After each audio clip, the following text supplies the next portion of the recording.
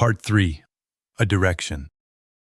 This is the part nearly everyone skips, and it does most of the work. Either a named person, or a named type of firm, or the one question they should ask whoever they speak to next. You do not need to know the perfect answer. You need to move them one step forward. Part 4. A door left open, but only if it's true. If there's a version of their problem you would take, say what it is.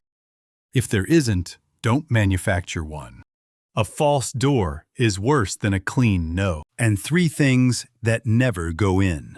No apology beyond a single sentence, because an over-apologetic decline reads as guilt and makes the person feel like a burden. No fee, no quote, no number of any kind on something you're declining.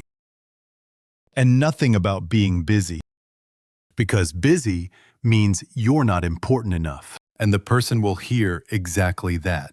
Here's the same inquiry declined 2 ways. The first: thank you for reaching out. Unfortunately, after reviewing your request, we don't think we would be the right fit at this time.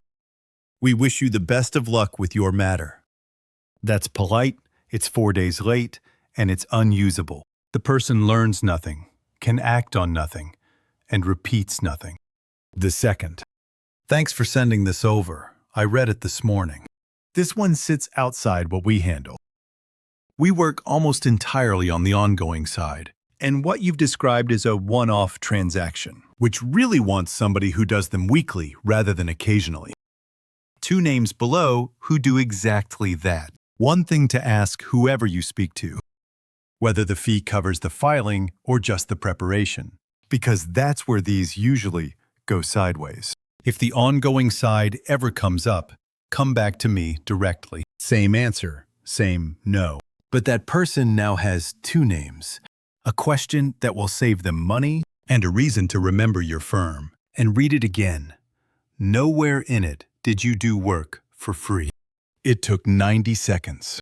Straight numbers. What it saves: every wrong fit matter you don't take.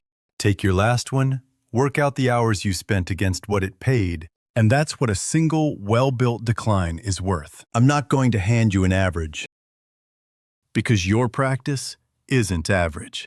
What it costs: 90 seconds and a saved template. There is no tool here and nothing to buy. And what breaks: 3 things. It fails completely if the reason isn't true. People can tell. A manufactured reason is worse than the vague brush-off, because now you've been evasive rather than just unhelpful. It only works as far as your network reaches.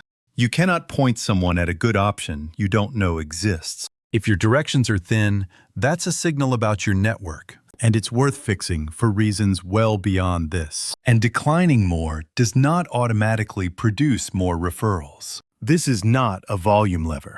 It's a quality one. It converts an interaction you were already having into one that pays you later. The decline structure is linked below, with the 4 parts and the 3 exclusions, plus 2 worked examples you can adapt. That's the intake sequence complete. Acknowledge, qualify, route. 4 videos, 1 path from a message arriving to a matter either opening properly or ending well. Next one steps back from the mechanics and asks the harder question: which of these you should have built first, and what it cost you to build them in the wrong order. In the comments, what's the reason you find hardest to say out loud when you turn someone down? I suspect it's the same one for most people, and I'd like to be proved wrong.